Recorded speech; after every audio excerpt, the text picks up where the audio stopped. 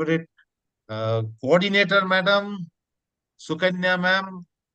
What an excellent voice she has, and a very good orator. Hmm. Thank you And so much, sir.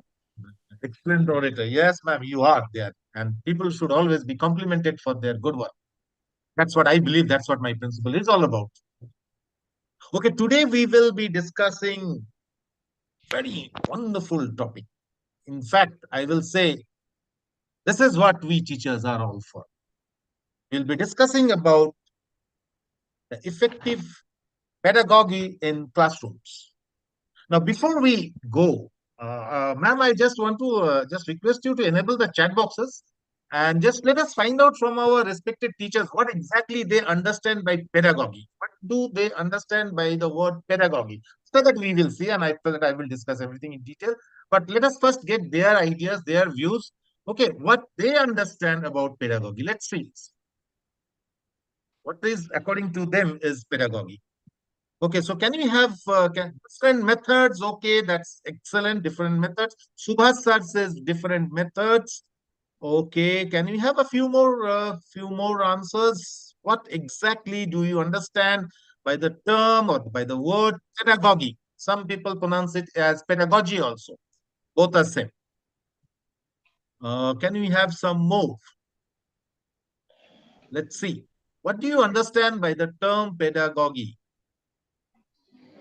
Shubhas Jain sir from MIRS Hind School has said that different methods. Yes, sir, we do agree with you. Different methods of teaching, learning, and everything. Okay, can we have a few more before we proceed? Let's see. Are you getting any more? So far, I'm not getting any more answers. Methodology of teaching. Okay, excellent. Sunita Prasad, ma'am, says methodology of teaching. Yes, ma'am. Superb answer. Very good. Methodology, procedures, techniques, and uh, Morning Star, Alipurduar. Okay, so you are from West Bengal. Sudeep Ghosh, sir, from Morning Star School. Good evening, sir. Sir, so can we practice of teaching? Okay, practice. Curriculum. Okay, curriculum. Right, that's a very good answer. Shyamala John, sir, says it is the curriculum. Okay, teaching methodology. Yes. Amu Janaki Gurudas sir says it is methodology. Sunita Negi, methods of different ways to teach. Oh, super. Excellent. Yes, that's fantastic. Teaching methods. Okay. Yeah, very common is the teaching method. Okay, so that's it. We will now stop taking more chats. We'll again discuss little later. Yes, so I do agree with you all that pedagogy means different ways of teaching learning processes. You know, respected teachers, I'll tell you, pedagogy is a vast world. Methods, procedures, strategies, systems, everything that we do inside the classroom in order to make the student learn, understand, and retain forever is pedagogy. It's as simple as that. So let's move forward. What we have today, let's see what we have today. Before we move, just I got this beautiful quotation from somewhere, and which is very important in our day-to-day work. So, without motivation, there is no sacrifice. Yes, if somebody doesn't motivate you, he will never go for that extra walk. And these teachers are the great motivators.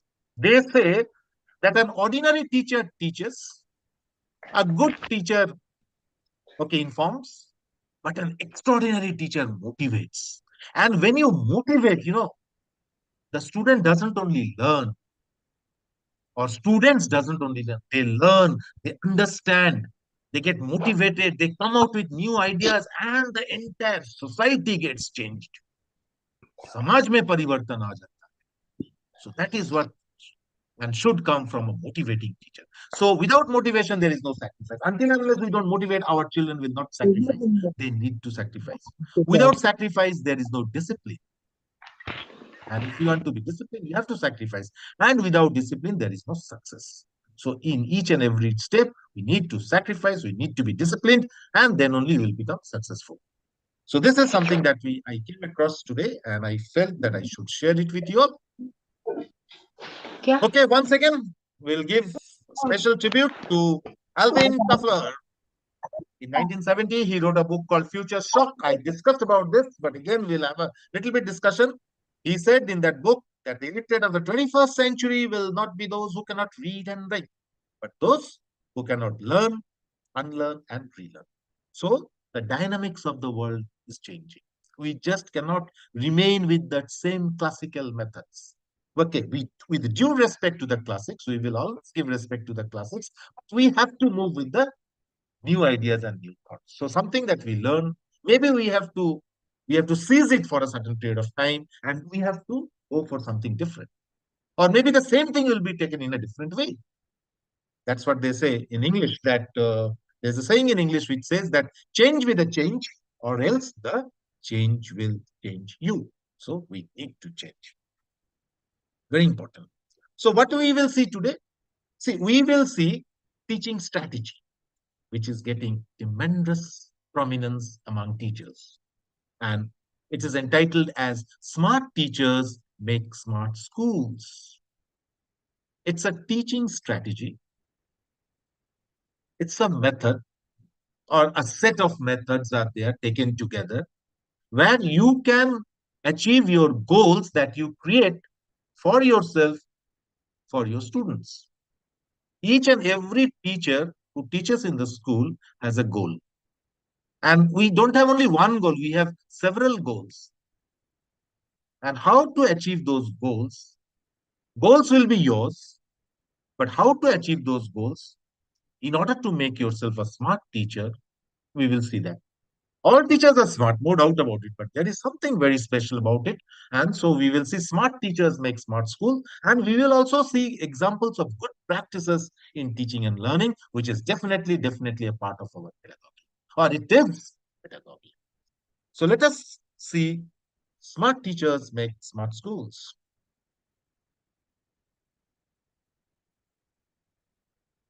Many years ago, this man said, I think the senior teachers who are very senior, they can identify this gentleman.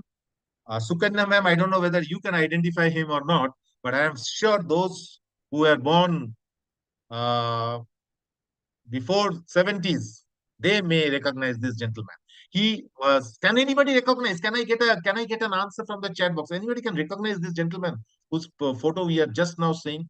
You can write it in the chat box if you can recognize this gentleman. If not, no issue. Ajit, oh yes, Tarang Chaudhary says it.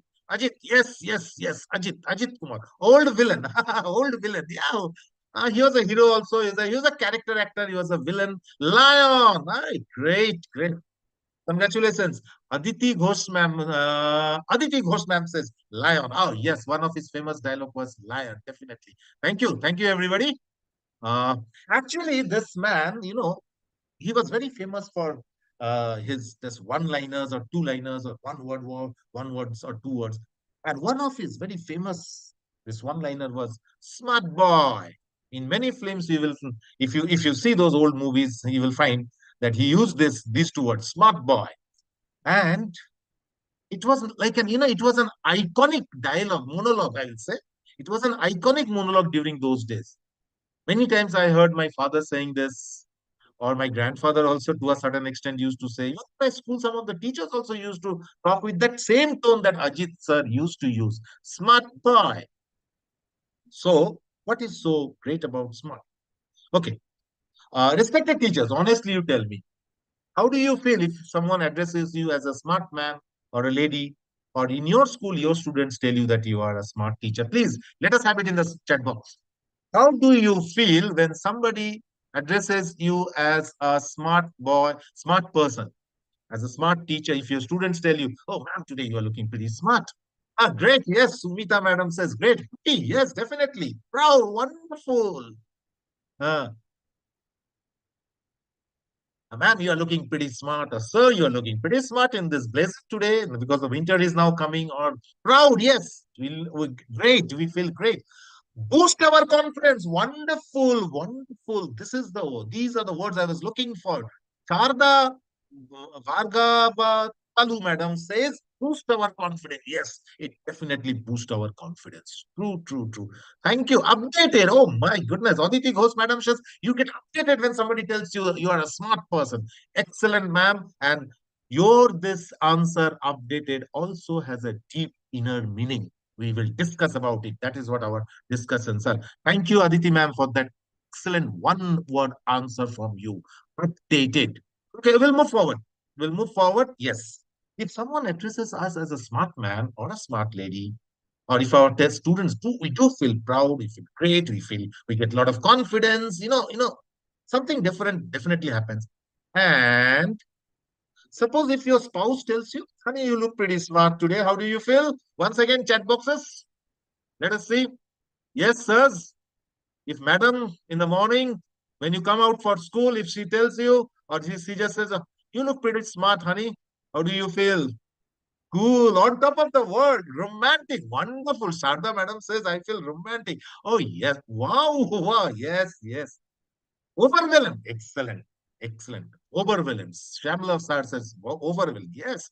If your spouse tells you, honey, you look pretty smart today, or क्या बात है जी बड़े सज धज के आज जा रहे हैं स्कूल कुछ तो है when we get these types of compliments, life to garden ho jata hai na.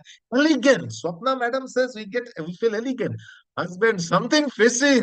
Aditi madam is again, see, he has hit the nail right into the head. Husband, something fishy. Yes, yes. And the same holds for the wives also. They also say, kya baat hai ji, something fishy, huh? কিছু তো করতে যাচ্ছ in Bengali, they say. We feel proud and confident. Definitely, definitely. Yes, we feel very proud. To be very honest with you all, we all love to hear, love to get complimented, and this is important. To be very honest, again, with you, respected teachers, especially those who are English teachers, they will definitely agree. The English word smart doesn't always have a specific definition. It is defined in different situations according to the requirements. But literally speaking, to be very honest with you all, speaking the word smart, when used on us, we get a terrific feeling which you all just now have told. If someone somewhere uses the word smart on us, we get a terrific feeling. It elevates our persona, your personality gets elevated. And as all of you have said, you get confident, you feel proud, you get wow, that this, what not. It elevates our persona, mood, and create a awesome feeling within us, of being different and recognized. We get an awesome feeling. Anyway, somewhere or other, we all love to be at the center of attraction, and it's a very, very common human nature, and it should be there. We all should always be at the center. I'm not saying that we should be too much this to be always we should get that attention or attraction, but we should be at the center of attraction. We should do certain things for which people should at least recognize us. And there is nothing wrong. There is nothing wrong at it. Some people say, no, no, I keep myself in an isolated place. I'm not a very camera savvy person, or I don't want to talk too much with people. Or these are all some sort of diseases, I'll say. Psyche problems are they mix with people. Keep yourself look different. Dress up yourself in a different way. Make yourself feel elegant. This definitely will boost our confidence, as Aditi madam said, Sharda madam just now said, Samuel sir just now said. So we all need to have that. If we don't get that 100% of us, how are we going to share it with our children? And remember, respected teachers, you all are icons of your students. You need to keep yourself updated, as someone has just now told. So anyway, let's see what else we have with this. Smart teachers make smart schools. But the big question is, why are we so much concerned about this training on smart teachers? What is the big deal about it? Again, है क्या इतना इसमें? Smart, smart, smart. कौन सा? Everybody is smart in this. सभी तो smart है दुनिया में. इसमें कौन सी बड़ी बात हो गया कि हमको smart teacher के ऊपर ट्रेनिंग करने पड़ेगा? क्या जरूरत है ये सब? सब smart है. बट कुछ तो बात है, कहीं ना कहीं कुछ तो बात है. देखिए क्या है. Let's see what is there. Nowadays everything is smart. Smartphones. Smartphone is now an outdated thing. Somebody is doing that annotation. Special request, please stay away from annotation. Okay. Smartphones, smart homes, smart investments. Nowadays, we'll find these young boys and girls well dressed. They and generally they move around the schools. They come to the schools and they try to make the teachers to do some investment, smart investment. Do this, do that. We have smart vehicles, which is already there. The Tesla vehicle in the name of Tesla, scientist from Elon Musk, smart vehicle where you don't really need to do anything. You just sit over there, you just give some commands, and automatically the car will start and it will come to school. Aditi madam will sit in the car. She will not go hold the steering or anything. She will just give a few commands and her car will directly go to her school directly. No problem here, there. It will automatically turn. So smart vehicles are also there. And of course, smart schools and smart classrooms, smart watches, so and many more smart things. And recently, I not recently, some a few months ago, respected teachers, I read somewhere in an advertisement that nowadays we have also smart mattress. They are saying that if you just lie down on the mattress, within 5 minutes you will go into deep sleep, and again you will get up also in the right time. It is controlled in such a that you will get 8 hours of pleasant sleep and you will get up refreshed and rejuvenated. And the reason they are saying that the stitching of those mattresses are made in such a way that they will create some sort of that will react with the nerves of the body in such a way that it will take you to sleep. So the world has advanced to that level. So when so many everything is smart, so why not smart teachers? If everything is smart, then why not smart teachers? Of course, our teachers are very smart. Okay, let us see this. Who is a smart teacher? Is this gentleman? You see, he's a smart man, well dressed, nicely trimmed beard, eyes look pretty bright and beautiful, with lot of physics, chemistry, mathematics, this, that on the blackboard. He's also carrying a laptop or a gadget. So is he a smart teacher? Or is it the other gentleman? Look at him. Long hair, very stylish teacher. We do have these types of teachers also in our schools. Very stylish teacher, you see. Long hair. I don't know what style they call it, but this especially the people, the African people, they have this type of a hair. He has a nice, again, a goatee, beard with intellectual spectacles. He is spinning one bulb and with lot of physics, chemistry, mathematics, and everything at the background, with lot of notebooks, textbooks, I think, on the table. And he's trying to spin that bulb and he's trying to spread the light of education to all of us. Is he a smart teacher or is it she? Look at this lady. My goodness. A very simple, down to earth lady. Maybe she is taking, it seems she is taking some classes from her house. Maybe it was during the pandemic time. Okay. Online classes she was taking with limited resources. You can see she has a blackboard at the background, which is almost a faded blackboard. She's using this cooler of our house. Maybe that is she's using as a stand. She has a small table, but at the same time, she has a very modern gadget. She has a cell phone with a stand and everything. She's also having chalk, duster, and look at her. She looks very simple and very down to earth lady. So is she a smart teacher? Or let's see once again. Or these two gentlemen. Quickly in your chat boxes. Can we have your opinions in the chat boxes? Whom you think among them are the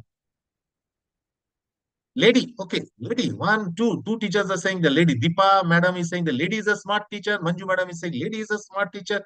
Third one, that lady. Second one, okay, second one. Yes, yes. But the lady is getting a lot of votes.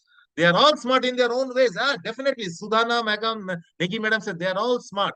Aarti Tripathi madam said they are all the but the lady is getting a lot of votes. All three are same. Okay, yes, all three are same. Appearance matters also, definitely. Marisa madam says appearance. The second one, somebody said, second one, I guess he is teaching with the techniques of experience and learning. Okay, madam says second one. Yes, yes, we agree with you, madam. Pradeep Kumar sir says the lady is the smart teacher. All smart in their own ways. Yes, Rashi madam says all are smart. Sonali madam says all are smart. Yes, yes, yes. Sunita Prasad madam said the second and the third are smart. Okay, okay. We can't just by look. Okay, Samla John sir says we can't just by look. We cannot say everybody is smart. Man spinning the bulb is a smart teacher. Okay, definitely. All of you have your own freedom to give your answer, and none of you are wrong. All of you are absolutely, absolutely correct. In fact, 200% correct. The one who loves to spread education is a smart teacher. The lady who is very creative. Okay, Sarda madam says the lady who is very creative is a smart teacher. Yes, all of you are correct. All three have their own ways. Thank you, respected teachers, for your that's overwhelming response. Okay, let's go forward again and let's see. In fact, respected teachers, I will say all our teachers are very smart. They are absolutely smart. In fact, they are very smart. Unfortunately, their smartness was never measured in the right ways. All our teachers are smart. But unfortunately, their smartness was never measured in the right way. Our teachers are highly qualified. I think all of you will agree with me. They are all properly trained. Nowadays, no one can teach in any school, whether it is CBSE affiliated, CISC affiliated, state board affiliated, without proper training. And that is definitely you must have BEd or a DLEd or a Montessori teachers training. And in CBSE schools, they have now made it mandatory that all the teachers should clear CTET. Then only they can get the job in the school, otherwise not. So our teachers properly train. Our teachers possess a sense of passion and compassion within them, and they work tirelessly for our students.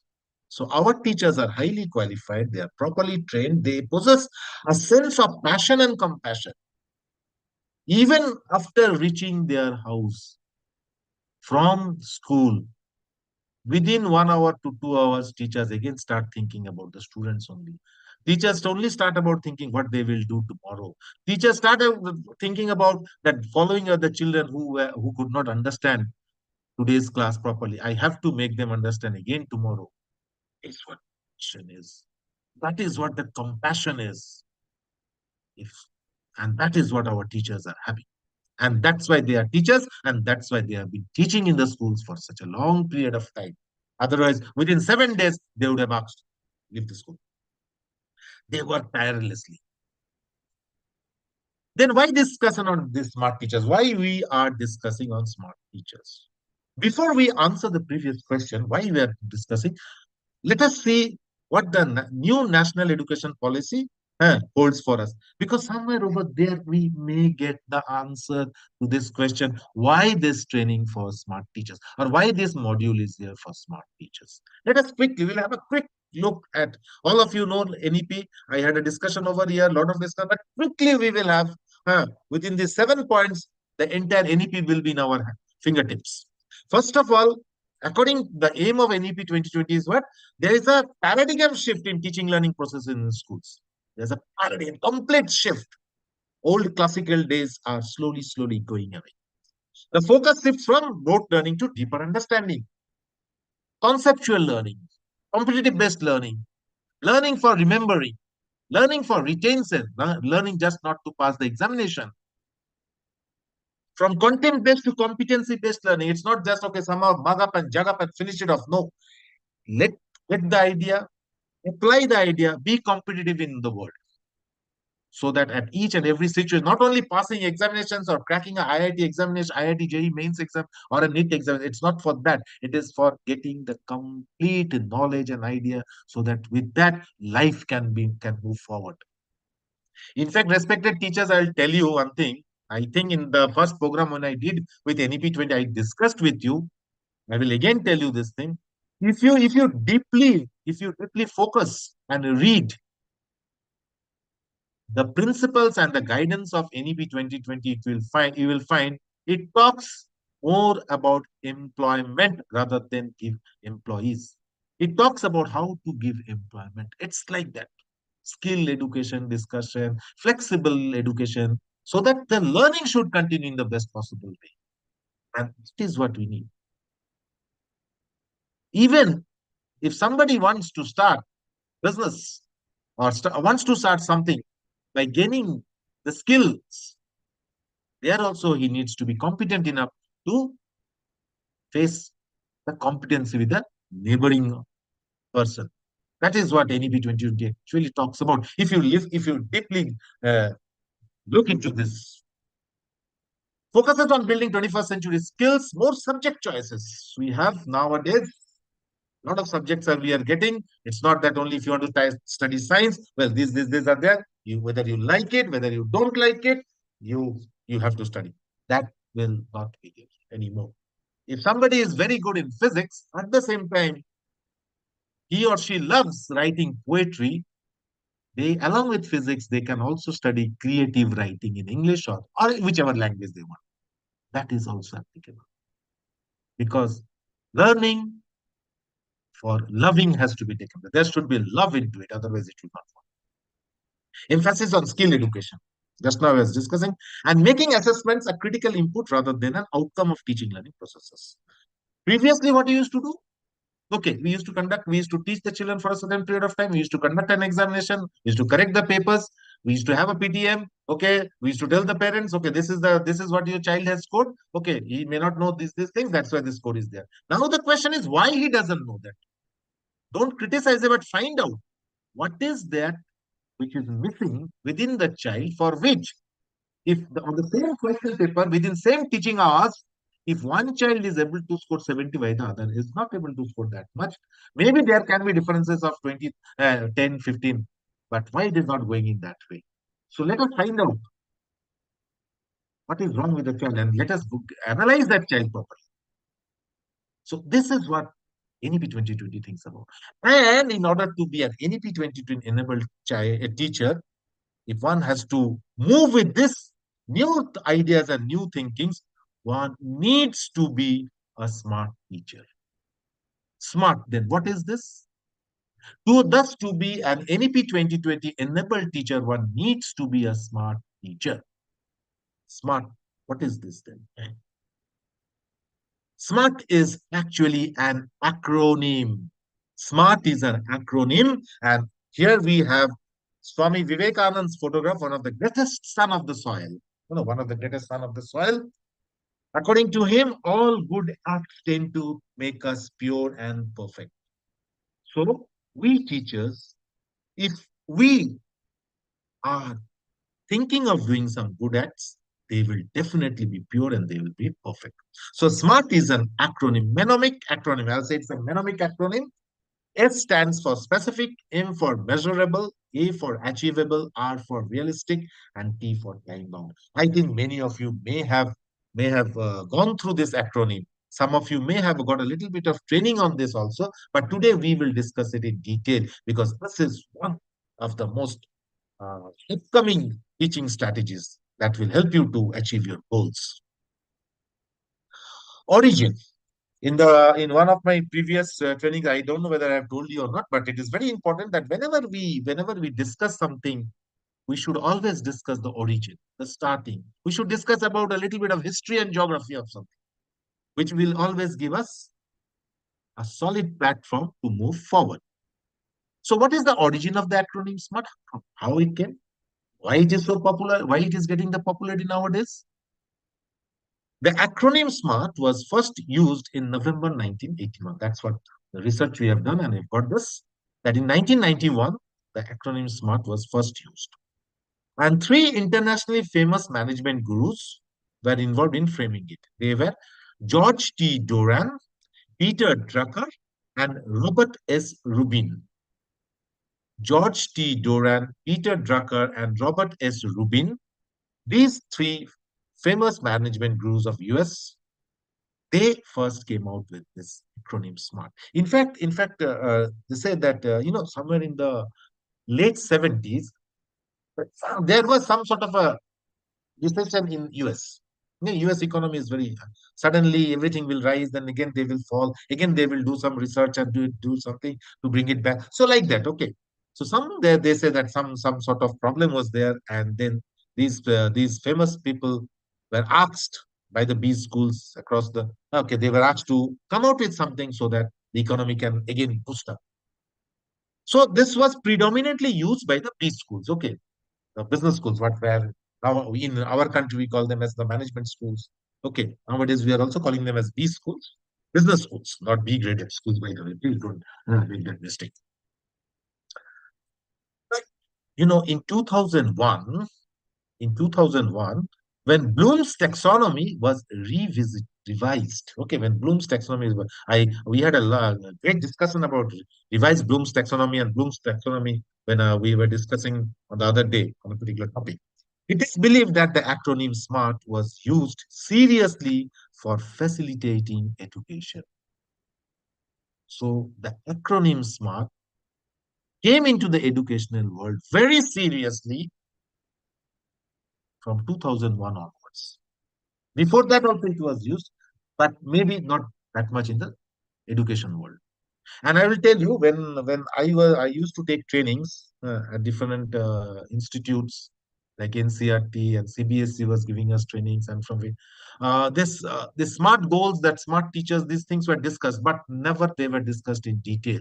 They're very superficially they are discussed, but nowadays very deeply we are discussing it, and we are asking teachers to adopt this method, which will definitely help them to change the entire classroom atmosphere and the environment. Okay, let's see. Very quickly, I have already discussed about Bloom's taxonomy, so I'll not go discuss too much over here. But when we will bring Bloom into action, we have seen that in 1956, Benjamin Bloom came out with his taxonomy of the six different layers of learning of the cognitive world. Okay, we know the education has three domains: the cognitive, the affective, and the psychomotor. Okay, we basically deal in our classrooms with the cognitive one, in which Benjamin Bloom in 1956 says that the basics of education is knowledge, and then it goes on, hierarchy goes, it turns to be complex from knowledge. Children try to comprehend them, a good number of them. Some of them will try to apply and analyze them. Some will try to make new things out of it. They will check whether the new things they have made is correct or not. This is how the education in our classroom goes. But then in 2001, Bloom student, that was Lorraine Anderson. He said, no, classroom is what Bloom sir has said is absolutely okay. But with the change in time, with the passing of time, things started changing. And a classroom is no more a place where it is stationary. It's a happening area. Some actions are taking place in the classroom. So he converted all the domains, the words of the domains into verb. From noun, he converted it into verb. And he said that children generally remember. There's a big difference between knowledge and remember. If I say what is knowledge, then I have to talk about length and breadth with facts and figures about something. Then only I will say I have knowledge. But if I just say remember, means okay, I know a few things. So in classrooms, what happened? The first part of learning that children generally get is that they remember. A good number of children, they remember whatever you teach them, most of them just respond in the same words and the same ways you have taught. But then another group of them will be there who will try to apply it in a different way. They will evaluate it in a different way, and they will create it in a different way. And in Lauren Anderson said that he said that before creation, evaluation should be done. Because when you come out with something new, when you apply your heart and come out with something new, in that case, if the flaws are found after the creation, then it is a wastage of time, it is a wastage of money, wastage of energy, wastage of knowledge. That should not be. We have to be very professional in today's world. So first evaluate, first see whether everything is correct or not, and then come out with something new. This is what Bloom said, and this is very much applied in this smart teaching. So putting Bloom into action, we get specific, measurable, attainable, relevant, and time-based work. Okay. Now in detail, let us see what teachers should do. As a teacher, if you want to convert yourself into a smart teacher, maybe you are already doing it in your classroom. I don't have to tell you, but still, in a very simple way, we'll discuss what exactly we need. so that we can express our pedagogy in the best possible way to our students. So first of all, S stands for specific. You have to be very, very specific. By this, we mean that we have to be tunnel focused. Tunnel focused. You see a tunnel, and when you see light falling from passing from one side, it just focuses on one particular area. It doesn't go a little bit here or there. We need to be tunnel focused with our teaching subjects, methods, and strategies. We need to be tunnel focused. We have to be clear cut and to the point. No beating around the bush. Now, a question may arise. Question may arise. Is teaching limited? Can teaching be limited? Is knowledge limited? If knowledge becomes limited, if knowledge is rationed, then how we will going to teach our children? There's a big question that is often asked. Yes, we are not talking about rationing of knowledge. We are talking about being more focused toward this. So teachers should not waste too much of time in their classrooms. In a 40-minute lecture, I know 20 to 25 minutes only children will pay attention. After that, they will not. Psychology also says that. But the rest of the time that we will be applying, we should use it with whatever we are teaching, associated that time with the teaching in such a way so that we get completely focused on what we are doing. Because at the end of the day, respected teachers, your school principal and the parents will ask you what you have done in the classroom. And today's world is going in a different way. It's not like, ठीक है, कल देखते हैं, परसों देखते हैं. That will not work anymore. So be very, very specific and be very tunnel focused with your strategies, with your methods, and the subject that you are teaching. M stands for measurable.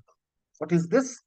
See, when we are tunnel focused, they say that when we are tunnel focused, means when you are completely focused on it, we must have this insight that we are doing what we are doing needs to be calculated perfectly as per the needs of the students. Yes. Sometimes, to be very honest with you, sometimes we may, to a certain extent, forget that. Now, see, we teachers are not ordinary human beings. We have those special insights and foresights. We are teaching our children for a long period of time. We understand their psyche. We understand exactly how much they need to be taught, how much they can keep in their mind, how much they can retain with their own selves.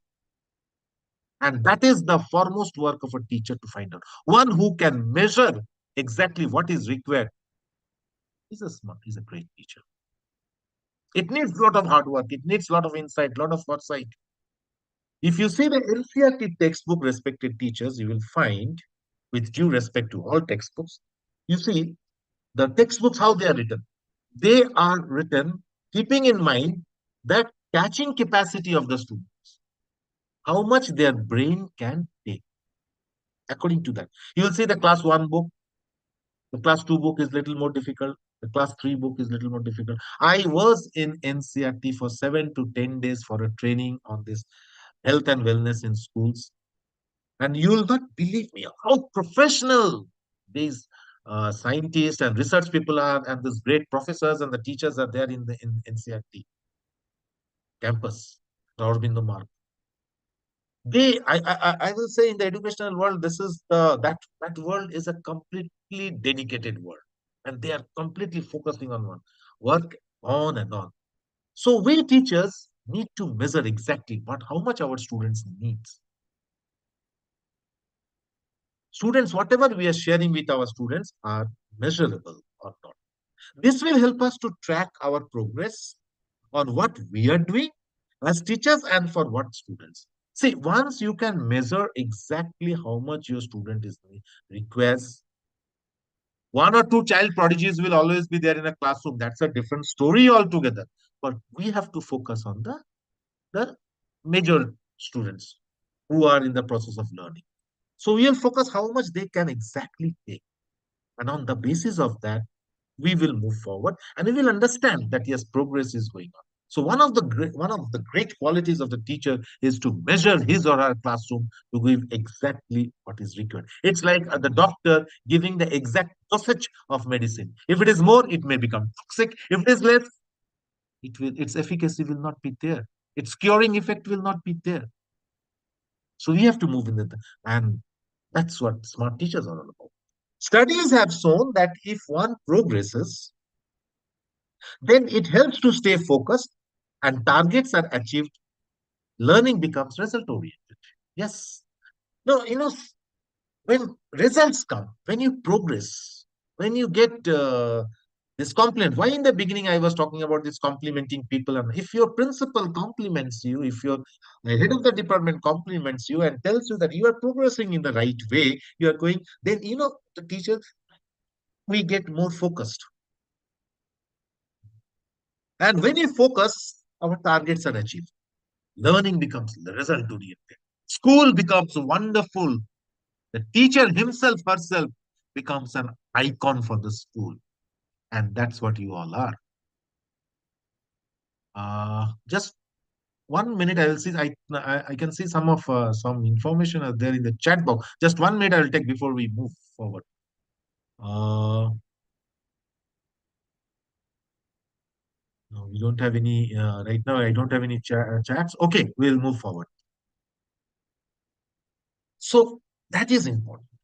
Excuse me, respected teachers. A little bit of tea is needed. Otherwise, I'll not get that impetus to move forward.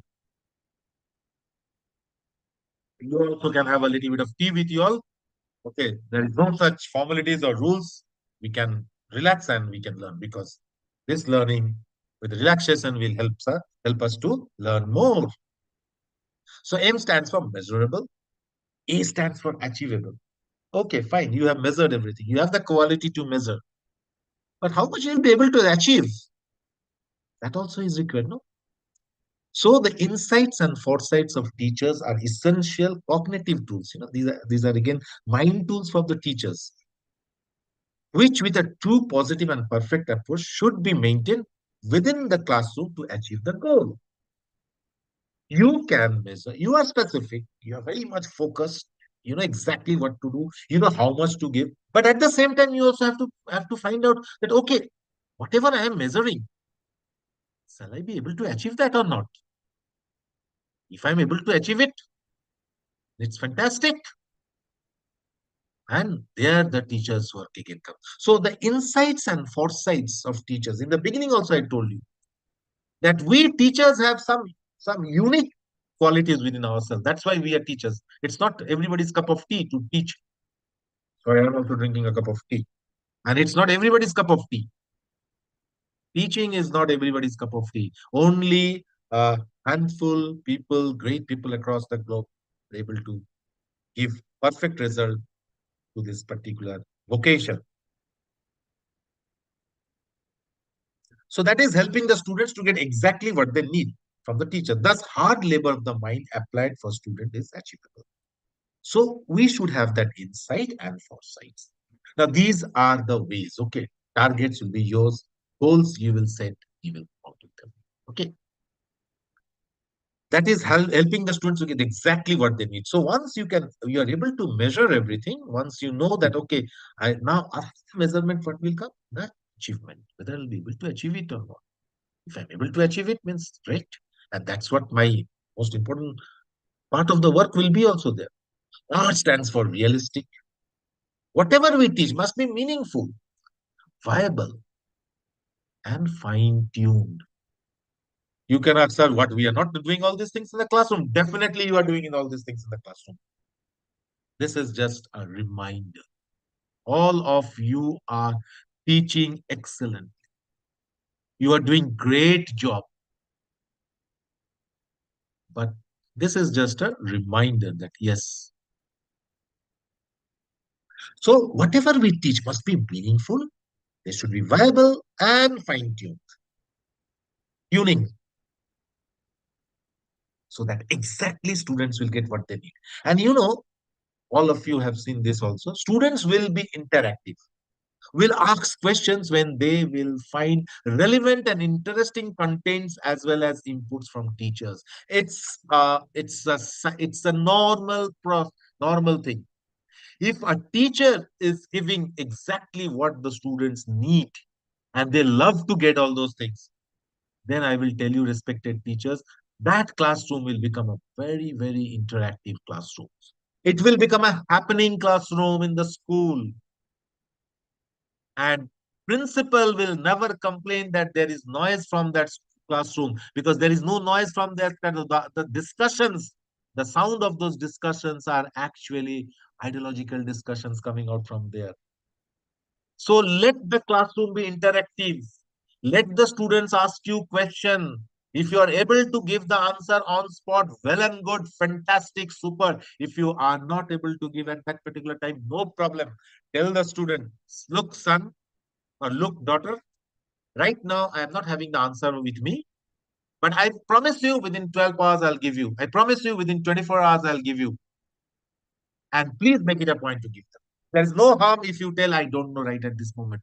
No, students will never think in that way, because they know that how much hard labor this teacher gives. Some teachers have this feeling that if I'm not able to give the answer to the students, will think me in a different way. Believe me, they will never. Believe me, they will never. Many a times I have done this, and I have excellent rapport among students for the last 23 years. And the same, many of you also have. Okay. So whenever they will find something relevant, and the classroom will become a very, very interactive classroom. And we love to have interactive classrooms in our schools. We love to have interactive classroom because these classrooms are the places where real education is going on. So we teachers should always be on our toes to take challenges and fulfill students' needs. So a realistic approach is needed. Gone are the days of no, okay, let me think, I'll think about it. It can be like this, maybe we put it in this way, it can turn out. No, no, no, no, no, no, no. No more of those things. Realistic. Okay, I'll give you. Let me give us some time and talk as much positive as possible in the classrooms. Students will simply love you like anything. They are loving you. I know that. T stands for time bound. A smart teacher needs to be a time bound teacher. Whenever we talk or think about work, work, goals, targets, and achievements, obviously time becomes the most crucial factor. So all class related work, school related work must be and should be time bound. It is found that when teachers are deeply involved into their work with profound dedication, they do keep a firm watch on time. Yes. Those teachers who are very serious about their work, they know they have to achieve their goals. They have to be different. They have to make the students come out differently. They have to think out of the box. They do keep a firm watch on the time. That within this time I must finish my work. And believe me, respected teachers, the days have come when chalta hai attitude will not work anymore. Keep it in your mind right now. I'm telling this to the young generation of teachers who are very smart and dynamic teachers, those teachers whose age are 25, 26, 27. The senior teachers already know this. They have proof beyond doubt about their time boundness. But young teachers, this is my suggestion to you. I will not give you anybody any advice because I don't have the quality of giving advice to anyone, but I will suggest you be time bound and see the difference. If your principal has asked you to if he or she has given you a work related to the classroom or related to any work, and if the timing is 3:30, by 3:30 you must submit the work. By 3:30 you must. If you submit it by 3:25, it's well and good. But if you make a very decorative work with garnishing this way and that way, and then at 4:30 you go and place it in your principal's table and say, Madam or Sir, this is my work. See how different I am from the others.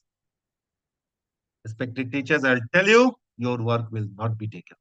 It will be just thrown into the dustbin. Sorry, Mr. X, you are too late for this one.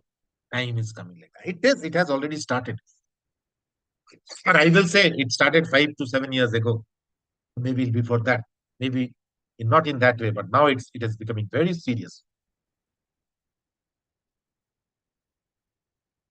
It is said that work done on time is appreciated much more than great work done several hours later. So we teachers have to be time bound. Our work should be like modern day turnkey projects. The commerce teachers, the economics teachers, they know this turnkey project matter. Okay, turnkey project means, you are given a particular work, you have to finish it within that time. If you finish before that, before the given time, stipulated time, you will be rewarded. And if you if you do after the stipulated time, you will be penalized. Yes. So this is the talk of the day. Be very, very specific and time bound.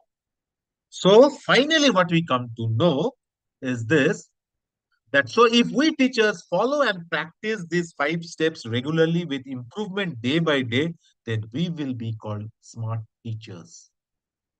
I just request 1 minute. I have to put on the charger because the my laptop is showing that the battery is draining down. Just give me 1 minute. I'll just take 1 to 2 minutes, not more than that. So if you want to drink a little bit of water, you can go there within this time. Okay, just 1 minute. I think it's already done. Yes, I've already fixed it. Just one more.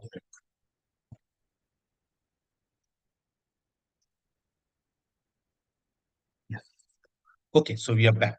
So if we teachers practice and follow these 5 steps regularly with improvement day by day, then we will be called smart teachers.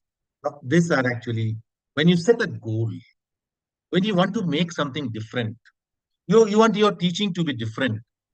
And if you follow these 5, you become very specific, you become measurable, you know whatever you are doing, they are achievable, you are time bound, you are realistic, you are bound to become successful. In fact, you all are successful, but more success will come. And this is how is exactly happening.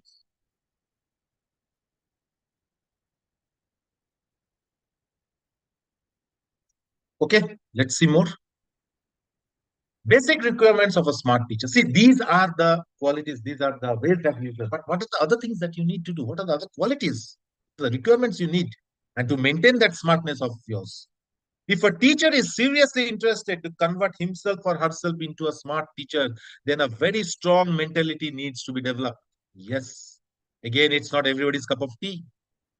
I told an ordinary teacher just teaches. A good teacher explains. An extraordinary teacher motivates, inspires, converts everything in a different way. So you need to have that very strong mentality to, to be able to measure your students, to be able to be time bound with them, to be able to achieve the targets. Needs to think out of the box. Typical that the thinking here and there will not be. Something different, something completely different from others, which no one has ever done it or will do it. Devote more time on research to develop smart goals. Nowadays, teachers have plenty of ways in order to get to do research and develop their own selves, and they can develop smart goals. One small example of a smart goal I'll give. Somebody was asking me that day, sir, a simple smart goal? Can you tell me? You're talking about so much about smart teachers and all, because I was just doing this program with another school, sir, a few days ago. I said, let's take one thing. You are an English teacher. You take a target, you make a goal that within 3 months you will make your students learn 100% spellings of 5 lettered word to 8 lettered word. Make it a target.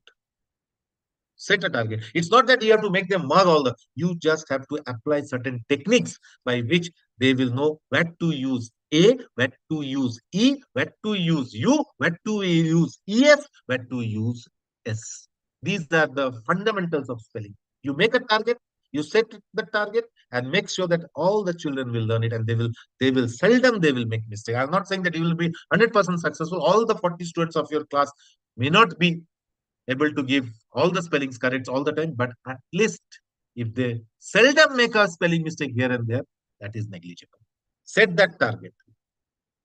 Set a on the subject mathematics a target that I will make them understand what exactly fraction means. Children have often confused, and especially the middle school children, about HCF, LCM, the basics of mathematics.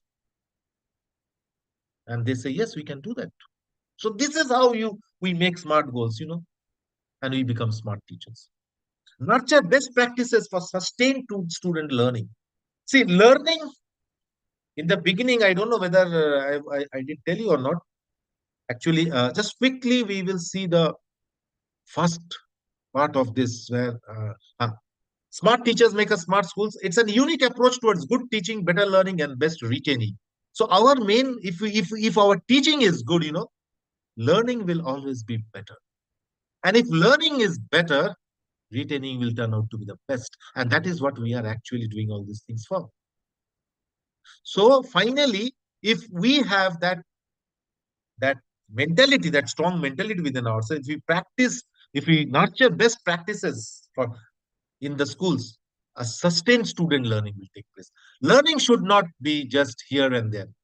It should be the graph should not go in a zigzag way. It should go in a sustained way. It should remain over there for a long period of time, if not for lifelong also.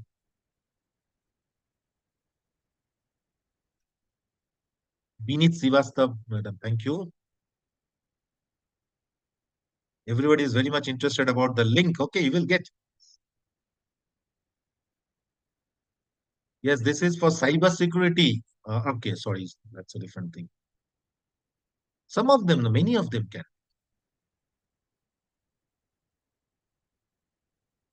Smart teacher needs to join hands with other stakeholders to develop smart learning outcomes for primary, secondary, and senior secondary schools. See, nowadays, collaborative teaching has come into this world. Those ill feelings for each other has gone away. There was a time, even I remember when I started my career as a teacher some 23 years ago, I used to see that senior teachers, they hardly used to talk with each other. They hardly used to join hands with each other in order to solve the problems of the schools or with the students. Yes, I have seen it with my own eyes. But now the things have changed. Smart teacher needs to join hands with other stakeholders. The English teacher needs to join hands with the science teacher so that the science answers can be made with decorative words. The mathematics teacher may join hands with the history teacher to find out about the historical facts about mathematics, which can be easily available through the mathematics teacher, through the history teacher, and the same vice versa. So join hands, make a chain reaction within the school so that you develop smart learning goals. And it is happening. Nowadays, it is happening. That ego problem of teachers have gone away long ago. Otherwise, previously it was like this, don't take it in a serious way, in a jovial way, I'll tell you. And the English teacher used to think, why should I talk with the science teacher? What he knows? With the limited knowledge. Some scientists have said something and he's just repeating them. Why should I be so close to the science? He has no knowledge.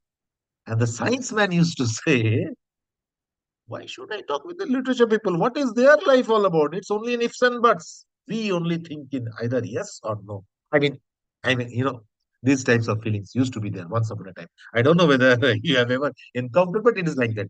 Write in the chat box if it was like that or not. Let's see how many of you agree that this type of some sort of a feeling was there or not. How many of you think certificates will be given? ISIS ma'am, Annapurna ma'am, it will be given to you.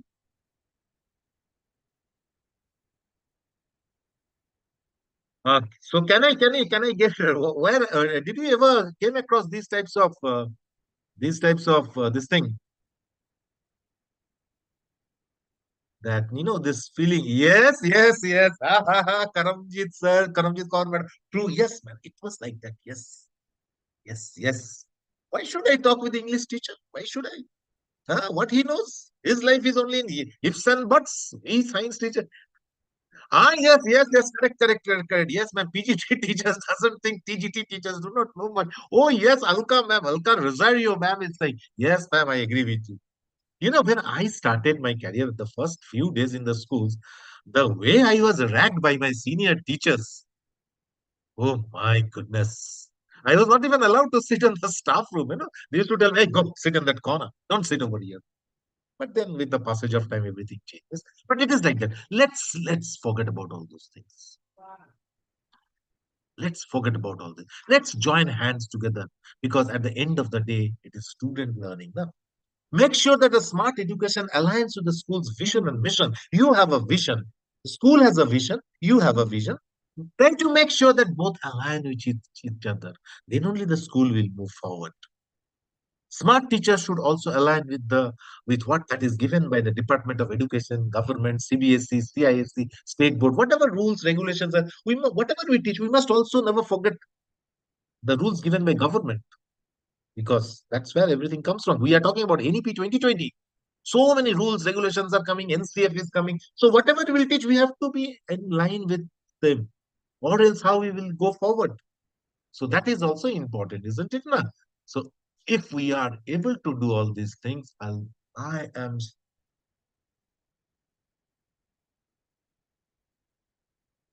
nowadays ego is not there. Yes, nowadays it is not there. I believe in that. That's what I'm saying. But it was they feel their subject is important. Yes. I used to discuss the students' performance of the subject teachers. Very good. Karamjit Kaur, madam, if you are discussing this, I will say excellent. You have done a fantastic job. You are doing. So a smart teacher with total dedication will create an environment of confidence. When your dedication will be there, you are thinking everything in a different way. You will create an environment in the school, a complete different environment of confidence will take place. Long student learning will become sustained and continuous improvement will take place over there. Parents will rush towards your school. They will say, no, once my child enters inside the campus, I am 100% confident that he or she will get something different. Because the teachers over there are so smart, so dedicated. They always do things in a different way. And, a culture, a learning culture will develop in the school where confidence, motivation, achievements will always occur. And that's how we make a complete smart school. Yes, that's how we make it. There's nothing special about anything. Everything is there within us. Only thing is that we have to think it in a different way and come out. This is one of the part of our pedagogy on how we will make ourselves smart, how we will achieve the smart goals by following those first five basic rules and this. There are many more. I'm not saying that these are the essential ones. This is how we can move forward. Okay. I'm not because I'm not an expert of all these things. But this, if we follow, maybe we will be able to do something unique, something different. We have some breaking news. So, Goyal Brothers is sponsoring this program, and our Sukanya madam is unofficially giving you this certificate that all of you who have today attended this program, all of you are smart teachers. So, this is to certify that all the teachers who have attended today's session are now certified and accepted as smart teachers. You have attended the program, you have taken the program, you have listened very patiently. So, Sukanya ma'am, on your behalf, this uh, this certificate is for everybody. Tarang Chaudhary sir has raised his hand. Yes, sir, you want to say something, sir? Tarang Chaudhary sir, before we move to the next module, you're most welcome to say something, sir, if you want to say something. Sonia Chawla ma'am, thank you very much.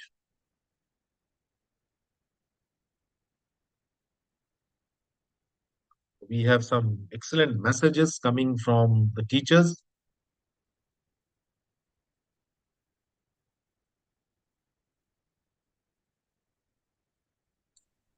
Thank you, ma'am. Indrajit Kaur, ma'am. Thank you. Good evening, sir. Yes, sir. May You have I? something to say, sir? Please. Yes, please, please, please. Sir, two, three things. One, it Ah, was a very yes. interesting Mm, webinar, a lot of food ah, for thought. Thank you ah. so much for that. Thank you, sir. From for all the teachers who are present, on behalf of all the teachers which are present Mm-hmm. here, I've been reading the messages, and I think Right. somehow the today's link is the wrong one, and none of us have got the Okay. previous certificates. So we just Okay. wanted a Okay. clarification from the host. What Okay. Sure, is sure, the Good sure. likely evening, ma'am. This is Sukanya here. I've already informed everyone in the last session also that after the completion of all the webinars, we will send you the certificates. So today it was our last webinar, and day by day after tomorrow, or probably I'll say within this week, you will get the certificates. Okay, thank you so much, ma'am. But Okay. today's link that you have given, it says cyber security. Do you think we should fill that one? Because it is the previous one. So do you I'll think we just check, should still ma'am. continue to do that? You can still continue with this also because information which we require is in mentioned in this form. So you can fill up the same form. But it has the wrong title. Is that okay? Is that still okay? It's completely fine, ma'am, because Okay, we will thank be you so taking the much. email IDs and your name Okay, and your thank you so student, much. right? Thank you so much. You're Thank welcome. you. And thank you from behalf of all the teachers who are present there. Everybody is quite worried about. Thank you so much. Thank you, ma'am. So everything is clarified now? Okay. So therefore, respected teachers, let me remind you that you are smarter than you think. So be a smart teacher. Make your school smart. You are already smart. Make your school smarter, I will say. And let us bring out smart students. Because all of us who have taken to this vocation, I never call it as a profession. I always call teaching as a vocation. It's a calling, it's a calling. Let us make our schools smart schools. Let education flow like anything. So with this, we come to the end of this module. We'll move to another one. We have still another half an hour. Sukanya ma'am, am I correct? We still have another half an hour with us. Sukanya ma'am, if you are there with us, Yes, sir, you can continue. we can continue for another half an hour or so. No, Yeah. fine. We will move for another half an hour. That is another one. We will see some teaching practices and something which is internationally accepted. So we'll go that very fast. Okay, because this one is more important. It's more important. This one. Okay, so just give me some time. Let me stop sharing this and I will go to the next one. Okay, just give me 2 to 3 minutes.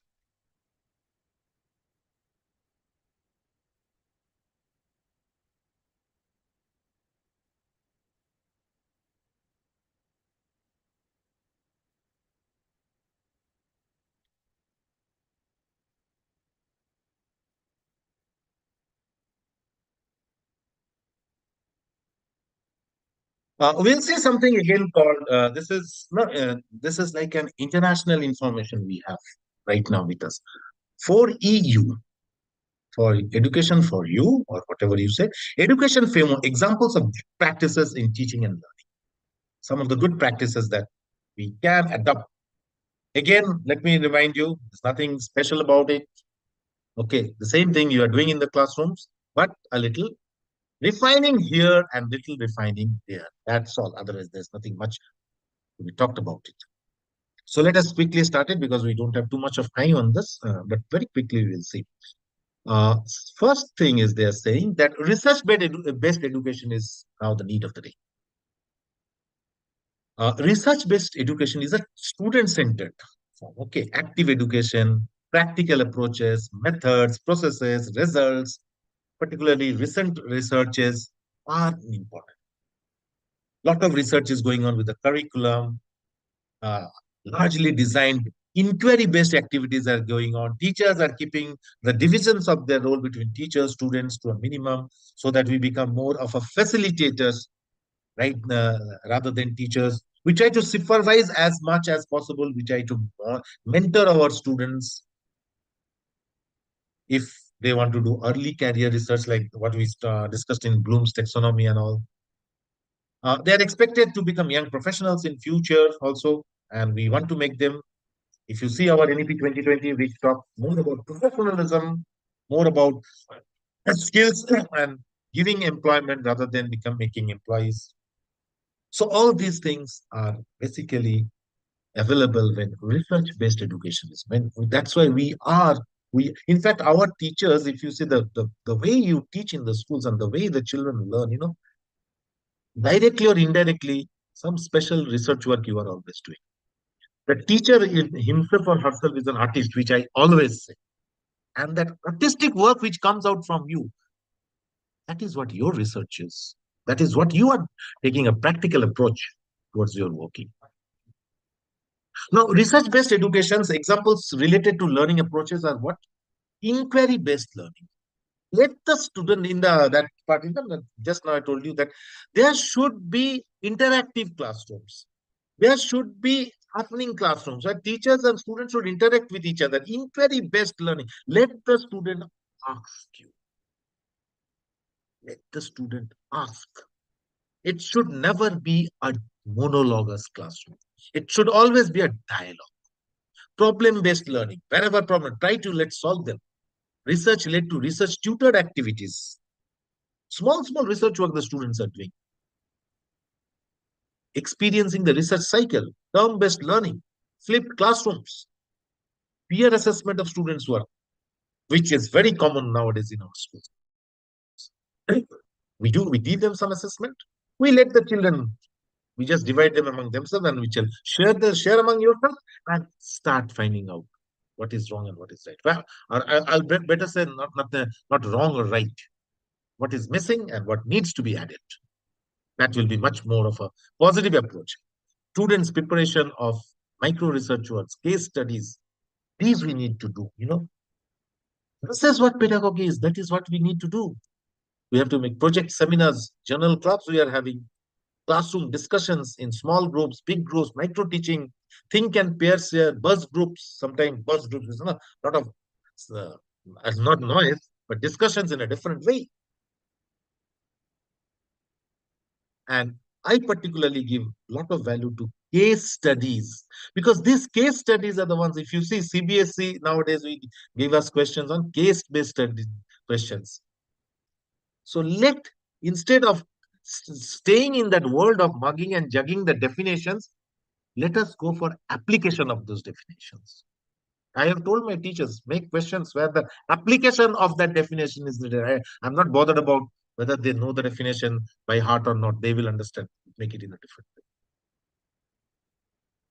Active learning in the classroom will occur when students are actively involved in the learning process and participate beyond passive listening to support their own learning.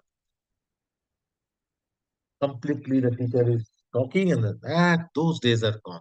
It's an overarching concept of a wide range of empirically validated teaching strategies. The teacher science encouraging tasks, supports the students in performing, then add in learning how to learn effectively through meaningful activities. And you all are doing. We take the students to the small baby, the kids, the LKG, UKG, class standard 1, 2 kids. We are taking them where? To the garden, to the fields. We want to make them feel what grass is exactly, how that green color, why the flowers are so beautiful and colorful. We tell them, touch it, don't pluck them, but touch it, touch them. And that is what NCF is talking about, that play-based learning, feeling-based learning, I'll say in a better way. Let them feel, let them touch, let them understand. That will lead to knowledge construction. New information will come related to the prior knowledge, not whatever. Okay, that's how things goes on. Okay, and which will eventually lead to problem solving. All are interlinked. Education is such a research-based work now. It's wonderful. Active learning. Examples related to this you can do in your classroom. If you want, you can take a screenshot of this. Examples of related learning approaches and techniques of active learning. 1 minute paper, one sentence, right within 1 minute, one word, one problem solving, one calculation. Muddiest and the cleanest point, the clear and the not clear point, the problem-based learning, flipped classrooms we have. We'll have a little bit discussion about flipped classroom also small. Okay. Questions and answers, quiz, fishball. In the ball, you keep the questions. Let them answer or let them create the questions. Creating questions and all. Application of cards. These are the approaches of learning. Concept mapping, group discussions, role playing, unique. I will say one of the best way to make students understand and remember and retain everything in their mind is by role playing. Because when it is saying the seeing is believing, doing is believing. They will do, they will see, and they will believe, and they will retain it. Brainstorming, jigsaw puzzles, think, pair, share. Think, pair, share we make. These are nothing new. These are all there, but various strategies, pedagogies of learning. Critical thinking, lot of discussions. Last time also when we were doing this 21st century skills, we discussed a lot about critical thinking. Once again, we will think about maybe defined as a careful goal-directed thinking, that is ability to engage in a purposeful way. Self-regulatory, judgment based on rigorous intellectual concepts they will develop, okay, and principles. Why this is like this? That is what critical thinking is, not to criticize, but to judge, to find out, to come out, to join the links of the missing links if something is there. And it is very important and very crucial also. Why it is like this? Why it was not like that? If it was like that, what would have happened if it is like this? No, these types of small questions students sometimes do ask us, and please, I'll tell you all, as much as possible, please answer their queries. They need to, because that is why they are coming to the schools, and it is our duty to make sure that they get it. So, critical thinking plays a very special role in academic learning by providing the opportunities for students to reflect on the nature of knowledge, what they have got and what they will get. Inquiring into the process of knowing how this is happening. Just now I told you, making connections, joining those links, the areas of knowledge, becoming aware of their perspectives. And beyond being an academic value, they start critically thinking about real life values, how it will be associated. Crucial to any democratic society, it is very important to know what is not there and what is there. That's very important. So democratic sort of face challenges unbecomest at present, and again populist usage of distorted news, how they can get done. Whether this is correct or not, if it is not correct, why it is like that, and endless discussions are going on. So critical thinking, problem solving approaches, courses focused on critical interpretation of theories, analysis, literary sources, correct interpretation. There can be academic debates on exposing logical errors, fallacies, invalid faculty reasoning. Sometimes faulty reasonings may come, invalid reasons may come, how they were there, why it is not like this. And step by step, they can go forward. I'm not saying that a nursery student will ever ask you, maybe ask you in a different way. And how can we go with this? We have this myth bashing courses. There are a lot of myths and unpopulistic approaches are there. Let us try to patch them, move them away. Let us go with critical research reading, teach how to use critical thinking models, spider web model. We have no joining with this one, joining with another one after another. Oxford style debating, that Oxford University, the way the debates goes on over there, scaffolding method, and so on and so forth are there. We are running short of time, so we have to be very fast, but these are the approaches that we need to go forward. Self-directed learning. What is this? Is a process in which students take responsibility of their learning. Student-centered learning, what you call this. Okay. It is first and foremost the external management of the learning processes, which can lead to high levels of active engagement. Whatever the student needs, Today's education is student-based learning, student-focused learning, student-centered learning, not teacher-centered learning. So let them think and let them go in that way. They can identify their learning needs, set their learning goals, formulate appropriate learning strategies, monitor and evaluate them, and choose resources and methods for learning in order to perform at their best. Who will help? You will help us. This is what, in general, pedagogy is. A method you will apply so that it becomes a self-directed learning. It will compel the student to think more. What are the different ways of self-directed learning? For foster intrinsic motivation, deep motivation. Provide space for autonomy. Let them think. Give them the opportunity to find out. Don't go for any judgment. Don't go for any criticism. Make learning objective transparent to the students. Let's not hide anything from them. Go for brainstorming. Flexible forms of assessment we will do. No, let's not be very tough with assessments and the corrections. Let's try to get the feedback from the teacher as well as the peers, how exactly things are going on. That will help us to make them study. And this is what we talk about. Methods, approaches, what you have said in the beginning. That is what pedagogy is about. Intercultural and inclusive education.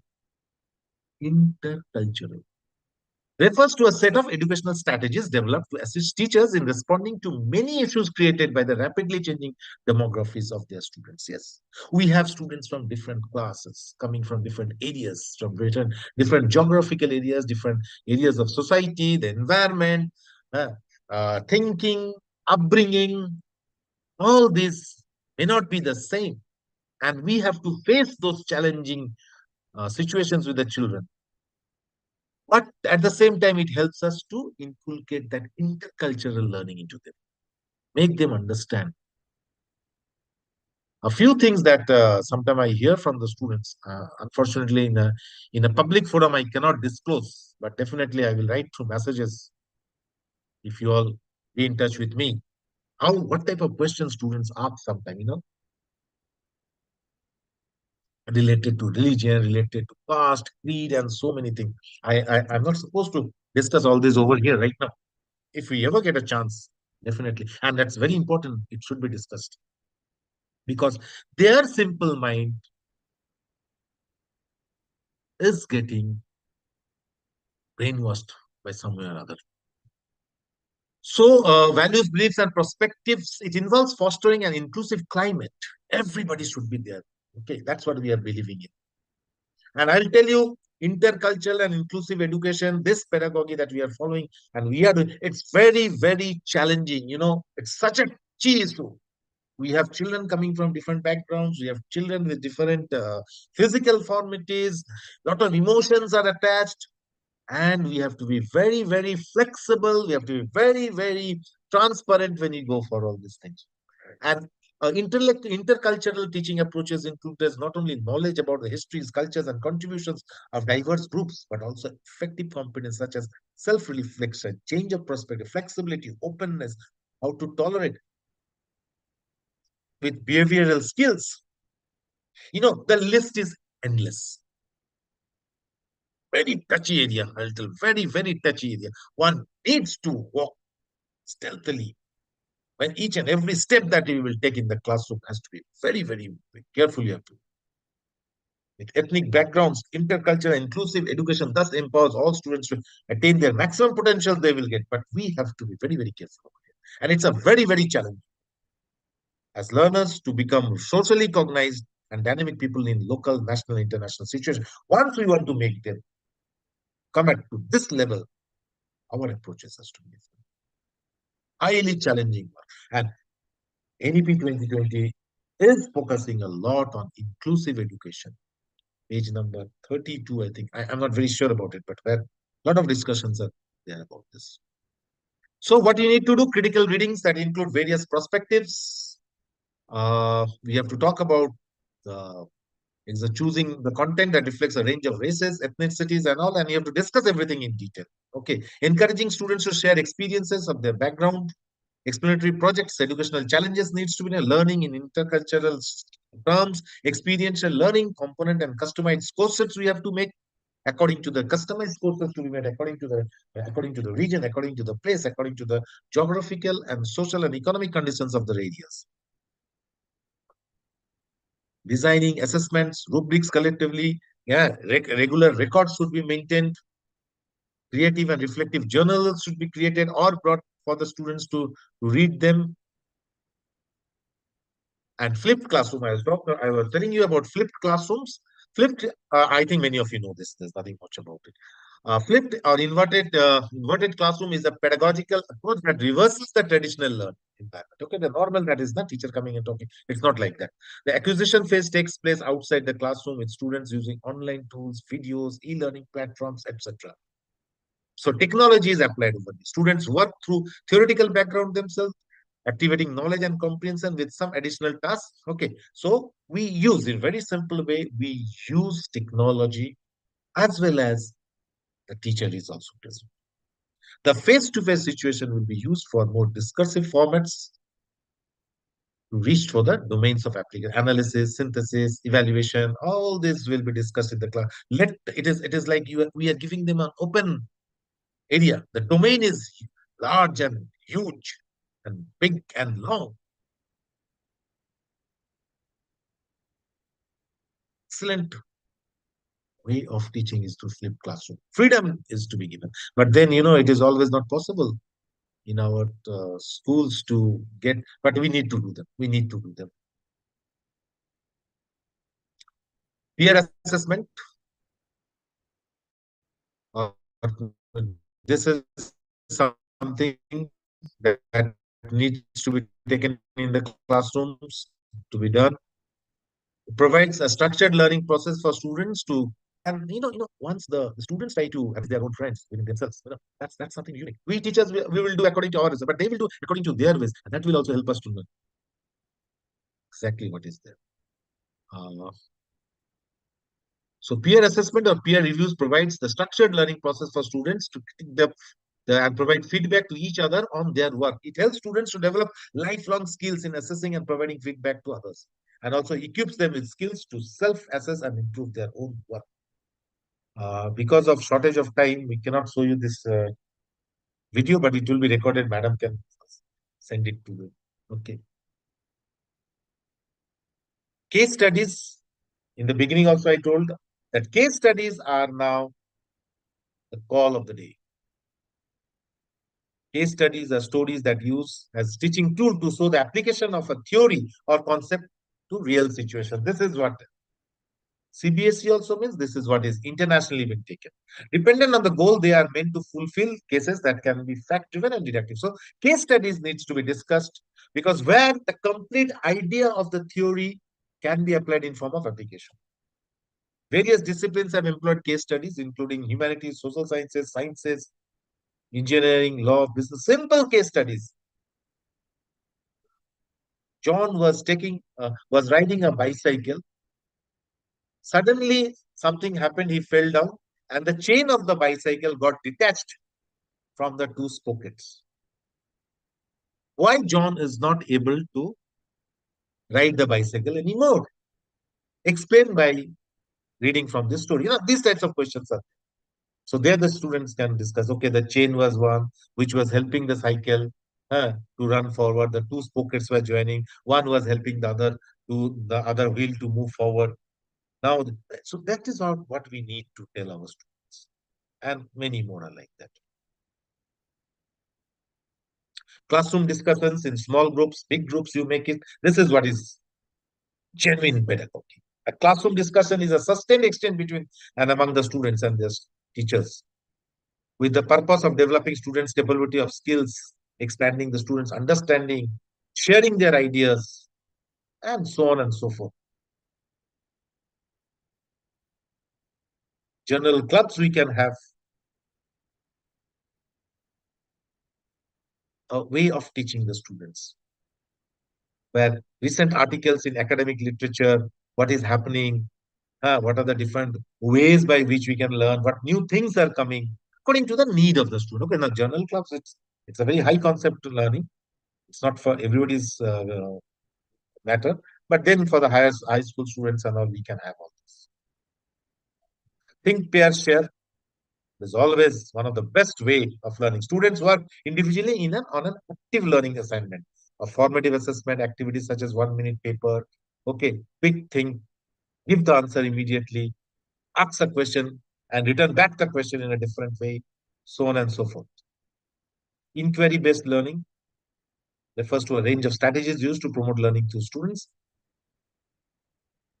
They are investigation, they are asking questions, how to solve the teaching strategies which will apply to based on them, and you can see this thing. But today, because of lack of time, we cannot show you the video, but maybe we can have another session on this. A little more time is needed. A lot of discussions can be done on this, but then time is very a crucial factor right over here. Buzz groups is a cooperative learning technique. In the beginning, I told you, consisting in the formation of small discussion groups with the objective of developing specific tasks, idea generation, problem solving, and so on and so forth. Buzz groups, we said something, not something new. It is there. We make it. A school of thought calls it as micro teaching or something like that. Buzz groups encourage more efficient discussion. They are often used in combination with other techniques such as lecture, understanding, flipped classrooms, so on and so forth can be taken together and we can have buzz groups. It's a pedagogy of term-based learning. It's a strategy that engages students' knowledge through individual testing and group. The very common one that we have. We have a term, we teach them, we conduct examination, find out what they are doing. Term-based. Problem-based learning. How problem-based learning is a strategy where problems are introduced at the beginning of the instruction cycle to provide the context of motivating for learning. We tell them the problem, this is the problem, now you need to solve it, teacher will help, different methods will be applied, and the learning will come out. Research-led, research-tutored activities, that's a big one. Experiencing the research cycle, how to formulate the cycle, how to come out with the literature, how to define the questions, how to make plannings and all, and how to analyze the data, and finally the learning will go on. A little high level, but for the high school students, but these are basically not for the junior school, but unique ones, need to have a lot of patience from the teacher's side, and we can do it. Fishbowl discussion. Students are asked to write down on cards questions regarding the course material, especially what they want to learn, material they have not fully understood, and the teacher will pick it up. This we almost do every day in our classroom, or if not every day, then where we discuss with them, we ask them what they have understood, what they have not understood.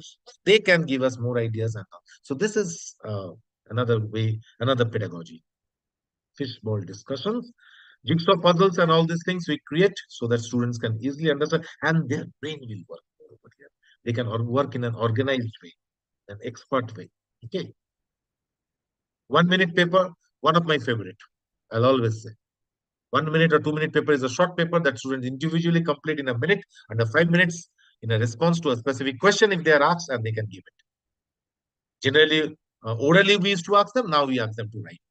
Because when they write, they will remember. When they will remember, they will retain forever.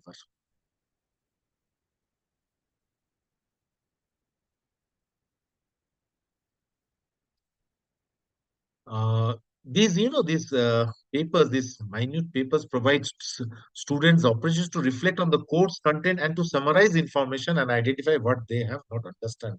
This is also very important. Understanding is okay, but not understanding is also something that needs to be taken very seriously. Muddiest and cleanest point, it's a variation of 1 minute paper designed for determining gaps in students' comprehension, what they are understanding, what they are not understanding, which is not clear, which is clear, and so on and so forth. These are also step points, good ways of teaching learning process. Think aloud pair problem solving, we call it. In this technique, students pair up with another class members to encourage in problem solving. Its aim is to enhance collaborative work and problem solving.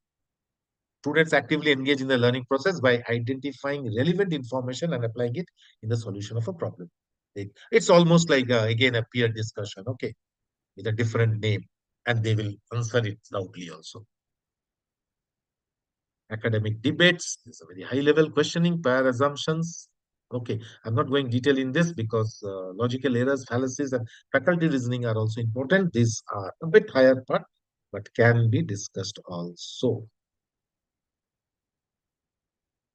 Spiderweb model discussion is an adaptation of a squatic seminar that puts students squarely in the center of the learning process, with the teacher as a silent observer and recorder and what he or she sees students saying and doing during the discussion.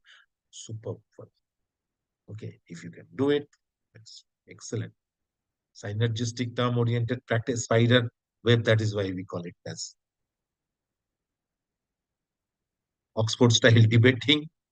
Okay, the students join opposing sides of a topic to intelligently exchange arguments and debate. That's a normal debate that we have, but we call it an Oxford style because somewhere it started with Oxford University.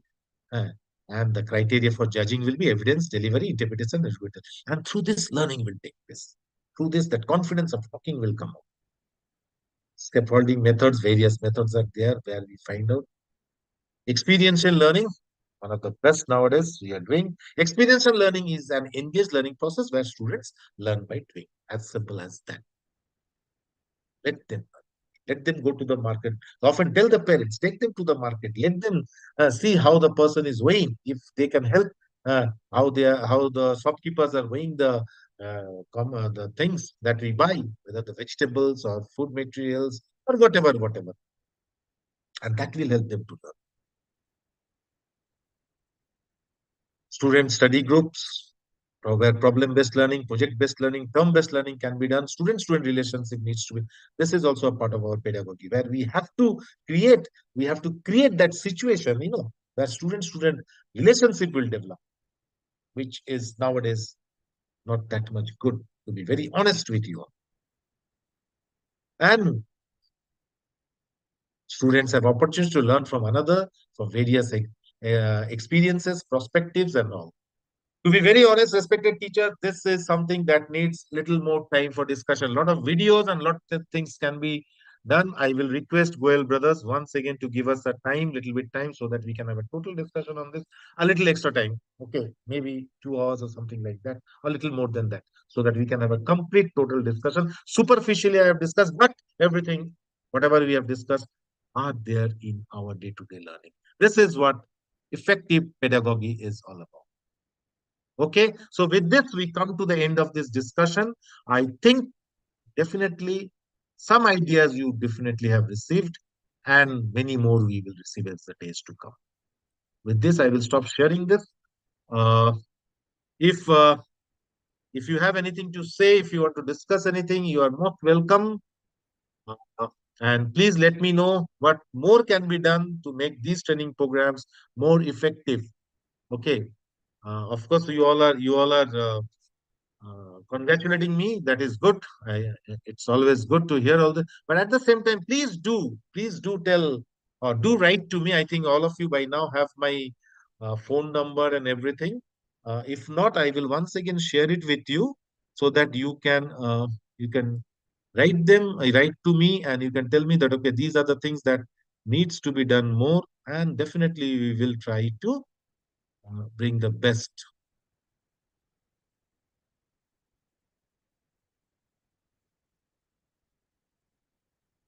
Okay, so here is my email ID, jitsen.sen1@gmail.com. You can talk to me, you can call me also in the following numbers: 9475029613 You can be in touch with me, and I am always there to listen to everyone.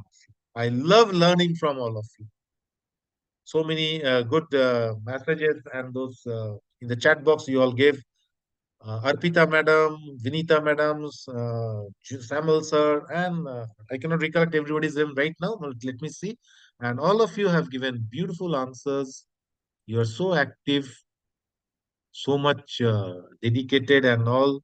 And I can clearly see that you all are enjoying the program. Meenakshi madam, thank you very much. Meenakshi madam, thank you very much. Certificate. Okay, they will. Don't worry, you will get all certificates. Vikram sir, thank you. Vijay Lakshmi ma'am, thank you so much. That day Vijay Lakshmi ma'am was also there, I remember. Thank you so much. And I have become a fan of many of yours also. Vijay Lakshmi ma'am, Arpita ma'am, Meenu ma'am. Thank you very much, ma'am. Thank you so much. Thank you all. And please do support us so that we can bring many more wonderful topics, and we need a little more time. So we need a little more time also. I love to have now. I love to have this what you call offline programs if possible. Yes, Shivani ma'am, you want to say something? That day also you saw. Yes, ma'am. Please unmute yourself. No, nothing. Okay, okay, okay. Thank you so much, ma'am.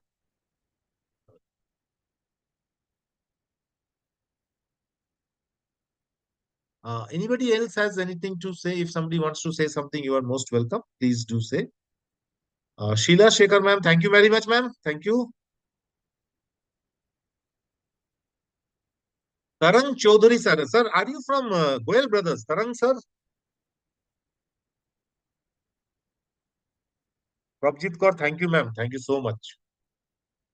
Prabjit Kaur, madam, you are from which place? Punjab or Haryana? Indrajit Kaur, ma'am, thank you very much. Thank you very much, ma'am. Sivagami, ma'am, thank you very much. Binit Sivastav, sir, thank you so much. Thank you so much, sir, for being with us. Wonderful session. Thank you. Thank you, all of you. Thank you. Vikram, sir. Prabjit Kaur, madam. Prabjit Kaur, madam, is from which place? Tarang Chaudhary, sir. You are unable to mute. Sir, I think you can mute it, sir. Just try, sir. Let me see if I can help you over here. Rena, ma'am, thank you. Thank you so much. Sushma, madam, thank you. Ludhiana, oh my goodness. I visited Punjab, ma'am. I visited Punjab and Haryana. Wonderful place. Thank you, ma'am. Thank you, Monica Sharma, ma'am. Thank you very much. Okay, let me see if we have Sukanya, ma'am. Are you there, ma'am? Sukanya, ma'am. Sukanya, ma'am, are you with us on the platform right now?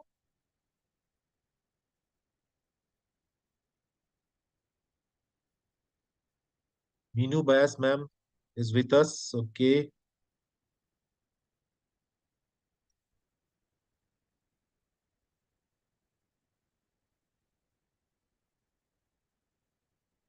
Certificates will definitely be given. Don't worry. You will get all your certificates and everything.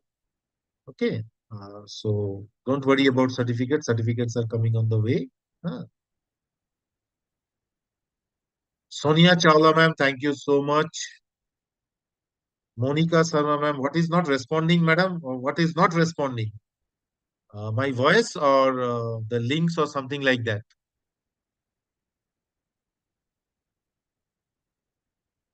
Titi Joseph, ma'am, thank you so much. Thank you so much, ma'am. Cannot unmute. Okay. Tarang Chaudhary, sir, cannot unmute. See if Tarang Chaudhary, sir, can be unmuted. I'll request if sir can be unmuted. Acha, I will resend my email ID. Definitely, definitely. I will just now again I will give you my email ID. Tanu madam, thank you very much. Okay, here is my email ID. Please have it. Here is my email ID. Jitsen, JITSEN dot sen1 at the rate gmail.com. And my two numbers are 9475029613 82 500 391.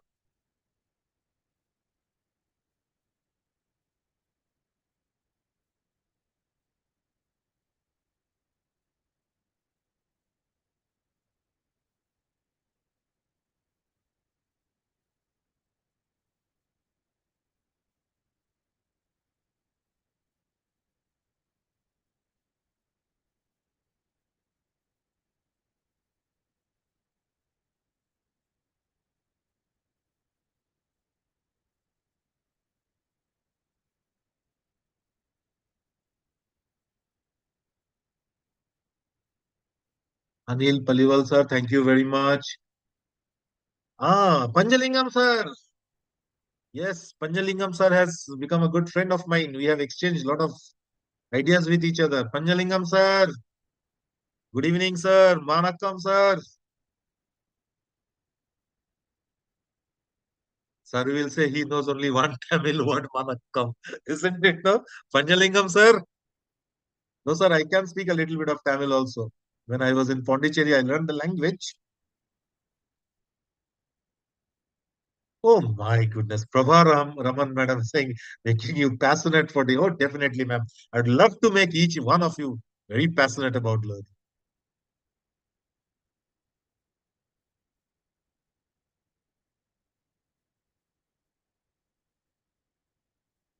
Thank you, Divya ma'am. Thank you so much for your beautiful words. These words of from you all give me the impetus to move forward and go forward. Definitely we'll meet very soon. Sardendu Misra sir, very soon we will again meet. Yes, ma'am, we will. Vijay Lakshmi ma'am, we will have a few more sessions. Definitely we'll have few more sessions. Vanakkam sir, yes. Panjalingam sir, Vanakkam.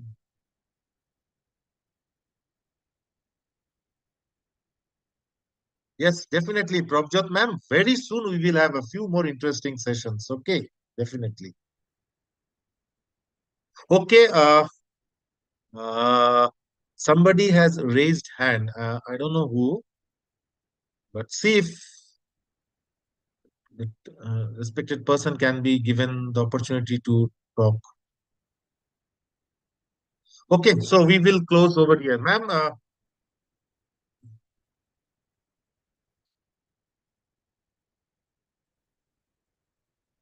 Sukanya ma'am, are you there with us? Sukanya ma'am? Sai Kumari madam is there. Sukanya ma'am, are you with us? Yes, Minu madam, we'll definitely will have. We'll have a lot of sessions.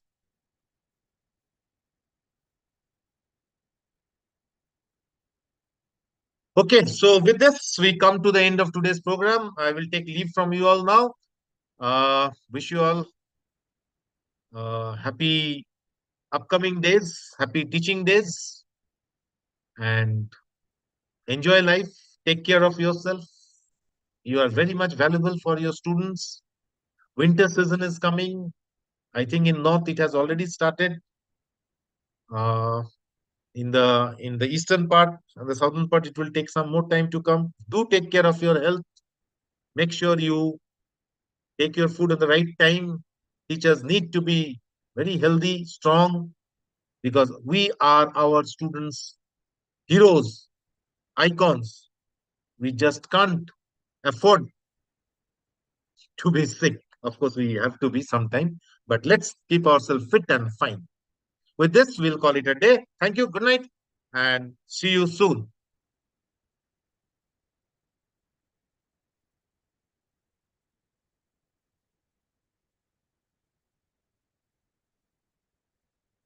Sukanya ma'am, if you are there with us, I will just let you know that I'm leaving the platform right now. I have called it a day and very